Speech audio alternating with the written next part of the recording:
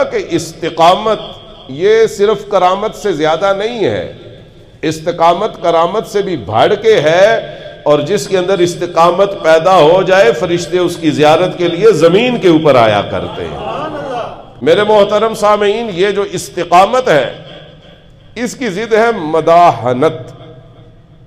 استقامت کا مطلب ہے ڈٹ جانا، اسے کہتے ہیں استقامت، اور مداحنت کا مطلب ہے ڈھیلا پان، پنجابی میں اسے کہتے ہیں ٹھل مٹھ، اسے کہتے ہیں مداحنت فی الدین۔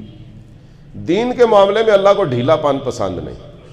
اللہ فرماتا ہے نہیں، جب دین کی بات ہو تو پھر استقامت ہونی چاہیے۔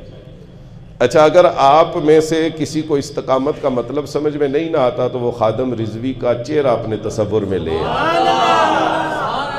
اس کو استقامت کہا جاتا ہے۔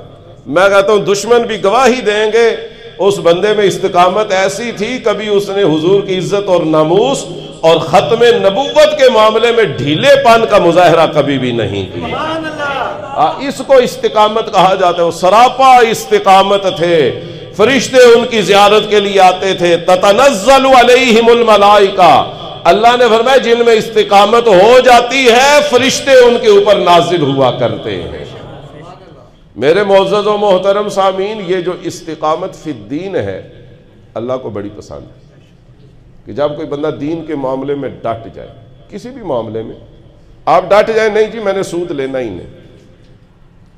اب میں نام نہیں لیتا، یہاں پہ ایک دوست جمعہ پڑھنے آتے ہیں اور مجھے فخر ہے کہ وہ میرے پیچھے جمعہ پڑھتے ہیں، میں اس بات پہ فخر کرتا ہوں۔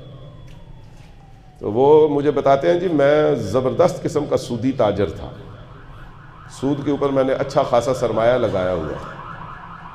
کہتے ہیں کہ میں نے جب سے سود کی حرمت سنی ہے اس مسجد کے اندر کہ سود کتنا بڑا گناہ ہے، کہتے ہیں اس کے بعد میں نے کبھی موبائل کمپنی سے بھی 10 روپے کا لون نہیں لیا، کیونکہ مجھے پتا ہے اس میں بھی سود شامل ہو جاتا ہے۔ اسے کہتے ہیں استقامت۔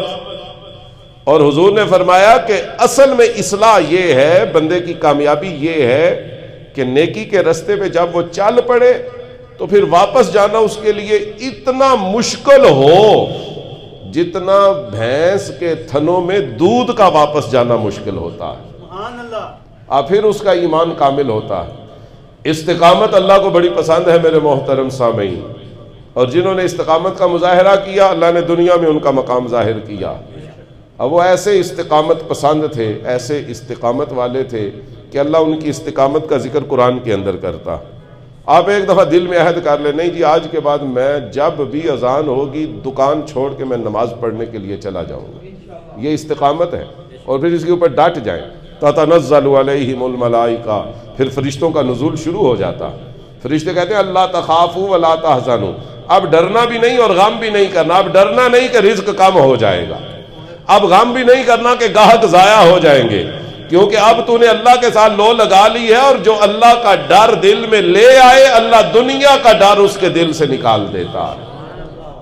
آپ کو پتہ ہے دکان چھوڑ کے جو نماز پڑھنے آتے ہیں تو اللہ نے تو ان کا قرآن میں ذکر کیا، رجال لا تلہیہم تجارت ولا بیع عن ذکر اللہ۔ اللہ فرماتے ہیں یہ مرد ہیں، مرد جنہیں ان کی تجارت اور خرید و فروخت بھی اللہ کے ذکر سے غافل نہیں کر سکی۔ تو میرے محترم سامعین، استقامت فوق الکرامت، اللہ کا ولی پتھر کو دم کرے اور ہیرا بنا دے، مٹی کے ڈھیلے کو پھونک مارے اور سونے کا ڈلہ بنا دے، مردے کو دم کرے زندہ کر کے دکھا دے۔